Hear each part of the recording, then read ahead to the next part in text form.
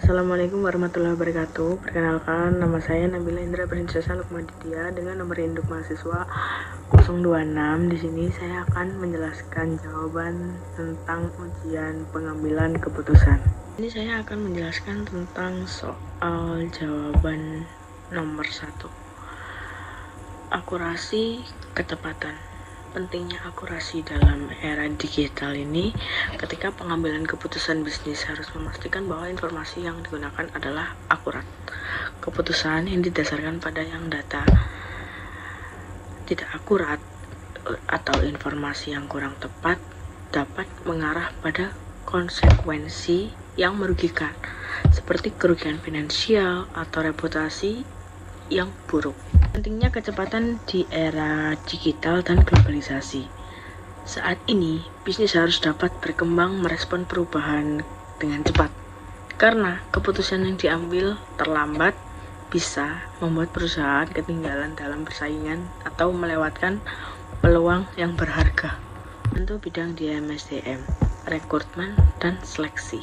Ketika perusahaan menghadapi kebutuhan mendesak untuk merekrut karyawan baru, manajemen SDM harus dapat mengidentifikasi dan menilai kandidat dengan cara tanpa mengorbankan akurasi.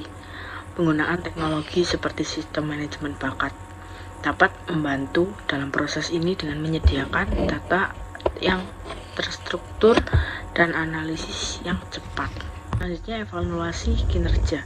Dalam memberikan umpan balik kepada karyawan, manajemen harus memberikan respon yang tepat waktu dan akurat terhadap pencapaian karyawan. Hal ini membantu dalam mengarahkan perkembangan karyawan dan memperbaiki kinerja karyawan supaya lebih efektif. Di sini saya akan menjelaskan tentang pertanyaan nomor 2. Jelaskan sesuai teori keputusan rekrutmen karyawan baru yang berposisi sebagai marketing manager. Di sini kita akan menjelaskan tentang simulasi dan analisis decision matrix. Yang pertama, alternatif kandidat. Kita akan menetapkan 4 alternatif kandidat dalam posisi marketing. Yang pertama kandidat A, B, C, dan D. Selanjutnya di sini kita memilih kriteria karyawan tersebut dalam hal seperti pengalaman dalam bermarketing, keterampilan berkomunikasi, kemampuan menganalitis, pendidikan yang kualifikasi, pengalaman sebagai pemimpin. Setelah mengisi decision matrix dengan nilai-nilai setiap kandidat, langkah selanjutnya adalah menghitung total skor untuk setiap kandidat dengan mengalihkan nilai masing-masing kriteria dengan bobotnya. Lalu, menjumlahkan hasilnya. Kandidat dengan skor tertinggi adalah kandidat yang terbaik untuk dipertimbangkan untuk di posisi marketing manager. Ini saya akan menjelaskan soal nomor 3. Yang bersoal, beri contoh dan jelaskan bagaimana penggunaan teknologi bisa mengurangi bias dalam pengambilan keputusan di bidang manajemen SDM. Saya mengambil sistem manajemen bakat, talent management system. Contoh, sebuah perusahaan menggunakan sistem manajemen bakat yang terintegrasi untuk memproses aplikasi, melakukan tes psikometriks, dan mengevaluasi kinerja karyawan. Bagaimana sih mengurangi bias ini? Yang pertama, standarisasi evaluasi. Sistem ini menerapkan tentang kriteria evaluasi yang jelas dan objektif untuk semua kandidat. Yang kedua, menganalisis data. Teknologi ini mampu mengumpulkan dan menganalisis data dari berbagai sumber untuk membandingkan dengan akurat antara kandidat berdasarkan kriteria yang relevan. Selanjutnya, identifikasi bias terselubung. Dengan menggunakan algoritma analitik sistem dapat mengidentifikasi pola-pola yang menunjukkan kemungkinan bias dalam proses rekrutmen atau evaluasi karyawan. Selanjutnya soal nomor 4, sebelum mengambil keputusan untuk merekrut karyawan baru, apa saja dasar-dasar pengambilan keputusan yang harus dipertimbangkan oleh manajemen SDM? Sebelum merekrut karyawan, manajer tersebut harus menganalisis kebutuhan posisi, yaitu di mana manajer perlu memahami dengan jelas kebutuhan spesifik untuk posisi yang akan diisi. Yang kedua, penetapan kriteria seleksi. Berdasarkan analisis kebutuhan posisi, manajer harus menetapkan kriteria seleksi yang jelas dan terstruktur.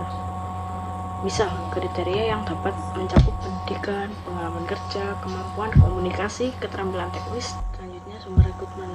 Jadi, manajer ini menentukan sumber rekrutmen yang akan digunakan untuk mencari kandidat potensial. Selanjutnya, proses seleksi. Perancang proses seleksi ini harus efisien, mulai dari screening, awal wawancara, pengujian keterampilan, hingga potensi penilaian finansial. Proses tersebut harus didesain untuk mengidentifikasi kandidat yang paling cocok dengan kebutuhan posisi di bidang perusahaannya. Selanjutnya, mengevaluasi kandidat. Mengevaluasi ini memerlukan alat dan metode evaluasi yang objektif dan konsisten untuk menilai kandidat tersebut. Selanjutnya, keadilan dan keterbukaan. Manajer harus memastikan bahwa seluruh proses rekrutmen berlangsung dengan adil dan transparan. Jadi, kandidat itu harus diberikan informasi yang cukup tentang posisi dan proses penyeleksi, dan kandidat mendapatkan kesempatan untuk sama-sama bersaing. Selanjutnya, kesesuaian dengan kebijakan dan peraturan. Manajer harus memastikan bahwa proses rekrutmen mematuhi semua kebijakan internal perusahaan sehingga regulasi yang berlaku terkait dengan perlindungan tenaga kerja dan diskriminasi. Selanjutnya, konsultasi dengan tim terkait. Manajer harus melibatkan pihak-pihak terkait seperti tim manajemen, atasan, langsung dari posisi yang akan diisi, dan tim HR untuk mendapatkan perspektif yang lebih luas dan mendukung dalam pengambilan keputusan. Dan yang terakhir, evaluasi pasca rekrutmen. Yang terakhir, mengevaluasi pasca rekrutmen. Setelah manajer merekrutmen. Yang terakhir, evaluasi pasca rekrutmen. Setelah proses rekrutmen selesai, manajer harus melakukan evaluasi terhadap efektivitas proses dan keberhasilan kandidat yang direkrut. Hal tersebut dapat meningkatkan proses rekrutmen di masa karyawan yang akan datang. Sekian jawaban dari saya. Wassalamualaikum warahmatullahi wabarakatuh.